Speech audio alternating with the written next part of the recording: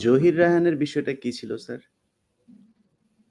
দেখো, আমরা তো আর্মিতে চাকরি করতাম তো বাইরে কি হচ্ছে তবে কিছু জানতাম। স্বপন টপন এরা ছিল সব ক্র্যাক সবাই চেনা পরিচিত। আমি তোমাকে বলবো যুদ্ধের সময় শেষ পর্যায়ে একবার দীপুধর কলকাতাতে ভিজিট করছে।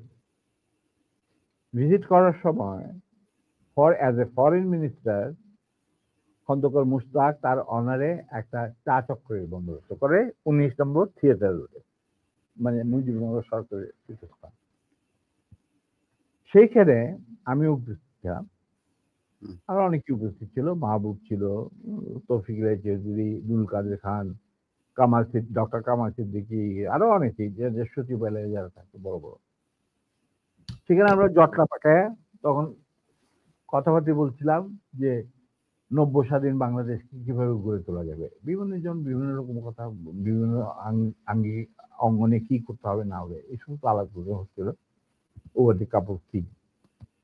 আর দীপে ধর ঘুরে ঘুরে প্রত্যেক গ্রুপের কাছে গিয়ে শুনছিলেন যে কি কথাবার্তা হচ্ছে। এক সময় আমরা যখন কথাবার্তাতে লিপ্ত, দীপে ধর আমাদের কাছে আসলেন। আসা তখন আমরা ডিসকাস করছি যে বাংলাদেশে ইকোনমি কিরকম হবে, ইকোনমিক পলিসি কি হবে, কৃষি ক্ষেত্রে কি হবে, চিকিৎসা ক্ষেত্রে কি হবে, এই সমস্ত ব্যুরোক্রেসি কিভাবে রিবিল্ড করা হবে। তখন জিপি ধর আমাদেরকে, আমরা নোটিসও করে নিই যে সে এসে দাঁড়িয়েছে, সে আমাদের কিছু করে, বয় gentlemen, listen to me. You don't have to bother about all this thing. You will just go back to independent Bangladesh and rest of the thing will be taken care of by us.